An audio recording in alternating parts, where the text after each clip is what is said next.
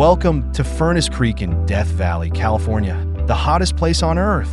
In 2021, Furnace Creek recorded a scorching temperature of 134 degrees Fahrenheit, 56.7 degrees Celsius, the highest ever reliably measured on the planet. Despite the extreme heat, Furnace Creek is home to a small community and serves as a gateway to Death Valley National Park.